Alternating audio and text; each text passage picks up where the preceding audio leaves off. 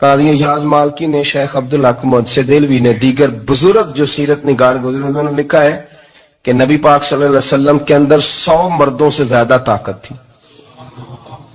100 مردوں سے زیادہ طاقت. اب جو بات کہنے لگا ہوں، جو نتیجہ دینے لگا ہوں، اس پر خاص توجہ آپ فرمائیں گے. ذرا فکری طور پر، نظریاتی طور پر ایک چیز کو سمجھیے. ہم سمجھتے ہیں کہ جوان لڑکا ہے جی جو مرضی کرے، عمر ہے جی. آپ ذرا بات پر غور کیجئے گا کہ حضور صلی اللہ علیہ وسلم میں طاقت 100 مردوں سے زیادہ ہے اور حیا کواری لڑکیوں سے بھی زیادہ ہے. ذرا اس بات کا تقابلی جائزہ کیجئے گا کہ طاقت 100 مرد سے زیادہ ہے لیکن حیا کواری لڑکی سے بھی زیادہ ہے. اس کا معنی یہ ہوا کہ جس ٹہنی کو پھل زیادہ لگ جاتے ہیں وہ جھکا کرتی. تو حیا تو حسن ہے. حیا تو آپ کو پاک صاف کرے گا، حیا تو آپ کو نرالا کرے گا، انوکھا کرے گا. وہ ہمارے ایک دانشور ہیں، انہوں نے مضمون لکھا، کئی باتیں بڑی پسند آتی ہیں. وہ کہتے ہیں کہ میری اہلیہ، ان کو بھی کسی نے مس گائیڈ کر دیا تھا، حالانکہ اچھی خاتون ہے، کسی نے مس گائیڈ کر دیا.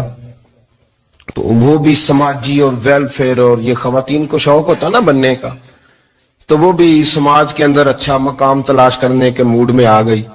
تو کہیں ایک دن جانا تھا تو بڑی بن سور کے میرے ساتھ وہ گاڑی میں بیٹھ گئی. تو میں گاڑی میں، عورتوں کو یہ بھی مسئلہ ہوتا ہے نا کہ ہماری تعریف کرو، تو کئی دفعہ بعد مردوں بیچاروں کو جھوٹ بولنا پڑتا ہے، تو زبردستی کراتی ہے نا جی. تو اس میں گنجائش بھی دی ہے شریعت نے گنجائش دی ہے کہ کبھی بیوی کو راضی کرنے کے لیے خلاف واقعہ بات کرنی پڑے تو کر لینی چاہیے. تو وہ کراتی بھی ہیں. 3 موقع پر خلاف واقعہ بات کرنے کی اجازت ہے. واقعے کے خلاف بھی آپ بات کر سکتے ہیں. جنگ کے موقع پر 2 لوگوں کو صلح کرانے کے لیے اور بیوی کو راضی کرنے کے لیے کر لیں کوئی ایسی بات. بے شک اپنی طبیعت پہ جبر کر کے کر لیں، گنجائش ہے، اجازت ہے. تو وہ کہتے ہیں جب وہ گاڑی میں میرے ساتھ بیٹھی بن سور کے، وہ تقاضا کرنے لگی کہ میں نے بڑے اچھے کپڑے پہنے ہیں پر آپ نے توجہ نہیں کرائی. وہ سیانا بندہ تھا، وہ چاہ رہا تھا کہ میری خاتون سمجھ جائے. وہ کہتے ہیں مجھے پتا تھا کہ بیچاری مس گائیڈ ہو گئی ہے، دل کی بڑی اچھی ہے، سیانی ہے، لیکن اس کو کچھ خواتین نے، کچھ لوگوں نے مل کے اس کو ذہن غلط کر دیا ہے کہ سماج میں نکلو، باہر جاؤ، کام کرو، فلاں کرو، اپنی مرضی سے جیو. تو میرے ساتھ گاڑی میں بیٹھی کہیں جانے کے لیے، تو مجھ سے کہنے لگی کہ آپ نے میری طرف توجہ ہی نہیں کی، آپ نے کوئی ذکر ہی نہیں کیا کہ میں کیسی لگ رہی ہوں. تو وہ کہتے ہیں میں نے اسے کہا کہ اگر تو ناراض نہ ہو تو پھر میں صحیح والی تعریف کر دوں. تو اس نے کہا کہ آپ کر دیں. تو کہتے ہیں میں نے درد سے اور خلوص سے اپنی بیوی سے کہا، خلوص کے ساتھ. میں نے کہا میں تو روز گھر ہوتا ہوں، روز شام کو گھر ہوتا ہوں، اگر تو میرے لیے تیار ہوتی تو میں تیری تعریف کرتا، لیکن آج تو باہر جانے کے لیے تیار ہوئی، تو پھر ان سے تعریف کی امید رکھ جن کے لیے تو نے تیاری کی ہے. میرے لیے تیاری کرتی تو میں تو ہر شام تیرے پاس ہوتا ہوں.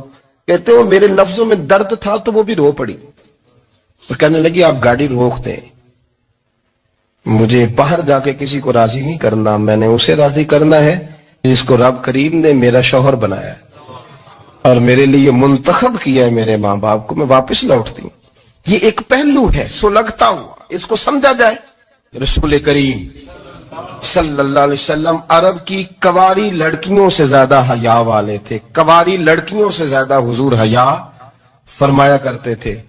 جب خانہ کعبہ کی مکہ شریف میں تعمیر ہو رہی تھی نا، اہل عرب اس کو تعمیر کر رہے تھے، تو نبی پاک صلی اللہ علیہ وسلم اپنے چچا حضرت عباس کے ساتھ خانہ کعبہ کی تعریف میں مصروف تھے. تو عرب کے لوگ چونکہ لمبا کرتا پہنتے تھے پیروں تک، تو نیچے اگر کسی وقت کوئی چیز نہیں بھی ہوتی تھی تو کسی کو وہ نظر نہیں آتی تھی، چونکہ پردہ رہتا تھا، لمبا کرتا پہنا ہوا ہوتا تھا. تو جب بچے، سرکار کی عمر مبارک بھی ابھی تھوڑی تھی، تو اس طرح بچے جب نکلتے تو وہ کئی دفعہ اپنی تہمت اتار دیتے نیچے سے، اور کوئی مزدوری کرنے لگتے تو 3-4 طے کر کے تہمت کی کندھے پہ رکھ لیتے. جس طرح کبھی دیہاتوں میں لوگ کپڑا سر پہ رکھتے تھے کہ اوپر اگر کوئی وزنی چیز رکھیں گے تو وہ تکلیف نہیں دے گی. نبی پاک صلی اللہ علیہ وسلم بھی سب لوگوں کے ساتھ خانہ کعبہ کی تعمیر میں شامل تھے. تو حضرت عباس رضی اللہ تعالیٰ عنہ نے کہا حضور سے، ابھی اللہ نے نبوت بھی نہیں فرمایا تھا، بھتیجے آپ بھی تامد اتاریے. یہ صحیح مسلم میں حدیث موجود ہے.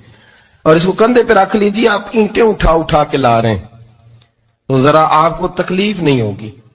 تو سرکار دو عالم صلی اللہ علیہ وسلم سے یہ بات کہی اور پھر جلدی سے حضور کی تہمت کو نکال کے نا، حالانکہ لمبا کرتا پہنا ہوا ہے، تو وہ جیسے ہی ان کے کندھے پہ رکھا اینٹیں رکھنے کے لیے تو سرکار تو زمین پہ گر گئے، بے ہوش ہو گئے، آنکھیں آسمان کی طرف. اب پھر حضور پکار رہے ہیں آزاری آزاری آزاری، میرا تامت دے دو، میرا تامت دے دو. کبھی کوئی شخص اس وجہ سے بھی بے ہوش ہوا ہے کہ میرے وجود سے کپڑا اتر گیا ہے، حالانکہ